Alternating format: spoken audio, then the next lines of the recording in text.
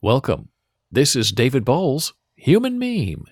Today's topic, Millennialization of a nation.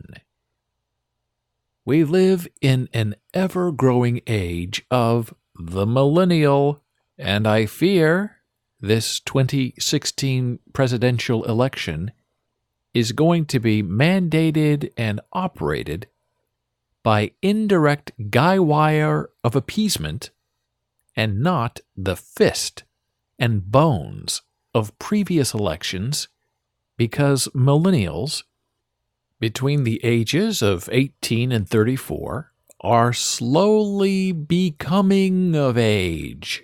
And just this week, 17% of millennials left their support for Hillary Clinton behind and bumped on over to Gary Johnson, the pot-smoking, what's Aleppo libertarian candidate, by the same 17% margin. Up is down. Straight is crooked. Hillary is dying of winning.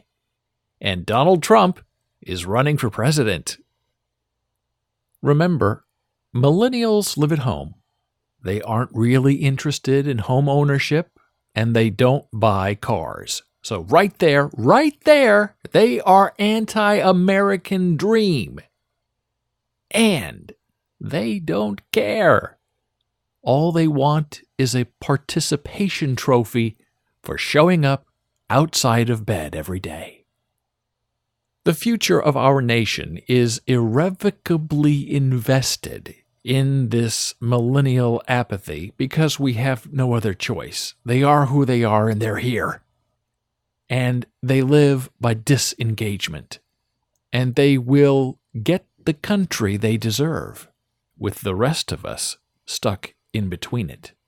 For the kind of hatred and rage Trump is trumpeting, there should be fury from the young, unwashed millennial.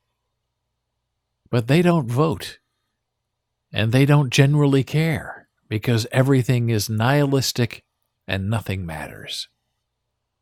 The determined, attempted delegitimization of Barack Obama as President of the United States over the last 8 years is proof enough of the nonchalant millennial in political non-action. Because if they cared, they'd be voting for righteousness and truth, and there would never have been any sort of birther movement in the first place in the United States if the millennials had been paying attention and had not allowed it to stand. The subsequent success of this birther movement is proof enough of the failure of the Fourth Estate. And the Fourth Estate is pretty much now run behind the scenes and on screen and in print by the disinvested millennial, who just happens to maybe have a job, but who has little motivation to move beyond the nihilistic view of life, because what's in it for them? The press are supposed to passionately and rabidly protect and defend the truth, not be a part of a lie by pretending to be fair and by airing all sides of a topic, when in fact the truth is flat and thin and single-sided. And the artificial addition of other sides to the truth only allows open lies to flourish in the flora of the truth. All to win elections and then suffocate the process of government. But hey, that's the millennial modus operandi. Get along, don't compete, don't be mad, everyone's friends, we're all in this together, except there are evil forces in the world at home and afar who do not want to get along with you. and who will never get along with you ever. And those people need to be called out and proactively stopped. What sort of millennial press corps do we have that beats up on one candidate and then gives the other a pass? Because both of those options are easier. It's just always been that way. Instead of doing the right thing. We live in an odd and curious world when Hillary Clinton has to say, "I am the only thing between you and the abyss." And the reality is Hillary is right. But the new, rude millennials don't care.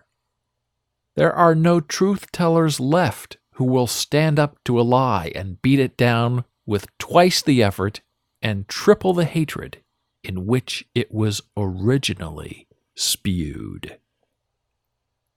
Newsman Dan Rather, now 84 years old, recently wrote this on his Facebook page.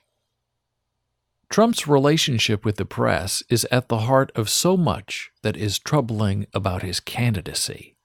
The secrecy, the lack of transparency on something as normal as tax returns, the flaunting of the very rules by which we elect our leaders, the appeasement of hate groups, and his embrace of Roger Ailes and Breitbart, institutions who have polluted press freedoms, is a further dangerous sign of decay.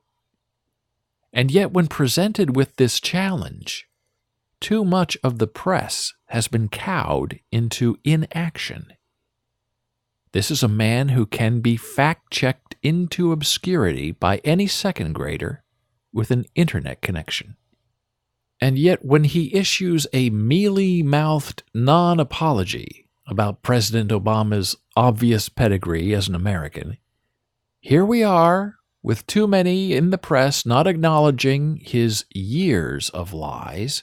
Check your Twitter feeds about how the New York Times initially covered this event. All of this, of course, sets the stage for Trump to lie again about somehow birtherism being Clinton's fault.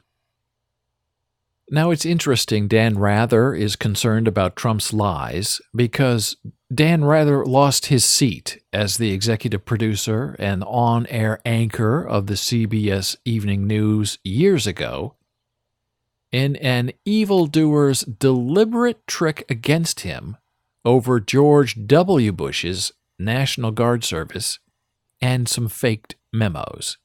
Dan Rather was burned by a lie, and it cost him his career and reputation. But is he the right torch carrier to smoke out the clambering Frankenstein millennial? Do the millennials wonder if, like them, Trump might not even want to be bothered enough to be president? Is Donald Trump gaming us with false millennial malaise in order to win the nothingness vote? Is Trump reverse filming us all in a new reality show scheme to show us who the real salesman of the millennium is, as he tells us we're all fired for believing in him? So here we are, stuck with a man-child in the heathen land who has no interest in leading, only in insulting, and yet he stands so close to winning the presidency with a 50% leavening. It has the rest of the free world asking us with uncertainty and pity and horror, what are these Americans thinking? As one of my Facebook friends from Europe recently said, "Your American election is a choice between the plague and cholera." And isn't that the bitter truther of it all? Yes, Hillary has failed us too. by repackaging soiled ideas as something new, and by refusing to be daring or even interesting, and to be someone worth believing in beyond a label and a cause. But millennials need to look beyond her lack of transparency and fire up their minds into action that matters. Yes, it matters who is president, and it matters what sort of life we lead under that hard rule from Washington, D.C. Where are the real truth tellers? It used to be the press 50 years ago, but no more. Journalism has changed into an industry and not a calling. And millennial news anchors and producers and writers and publishers now must be young and pretty and sleeveless and trained by a university system, and never not now by the hard scrabble, filthy, ugly edge of the inner city, where live reporting was once done in the middle of the night in the midst of a swirling sandstorm. Most bloggers and online journals have no heat or power to set right any lie alone. But that doesn't stop them from thinking they have the ability to set apart the truth from the lie. Sure, they try. We try. But millennials just don't care. They like packaged ideas and end games that are predetermined so that they all win, which also means nobody loses, even when they deserve to be cratered. I guess truth tellers no longer matter, as long as the evildoer is funny and entertaining and different and charming. They'll immediately be given credence and street cred, because that's what we now choose to believe in, the luxury of nothingness and no nothingness.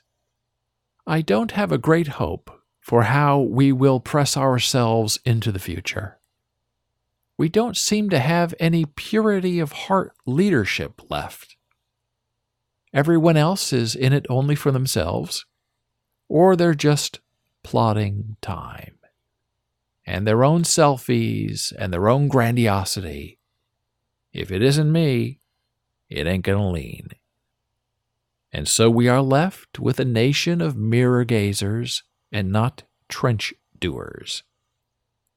Even though freedom and republics are sweaty, bloody things that need a lot of testing and caring and standing up for.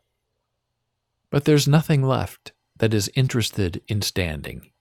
Today, millennials just want to sit back so they can watch someone else entertain them by doing the work that they should be doing themselves.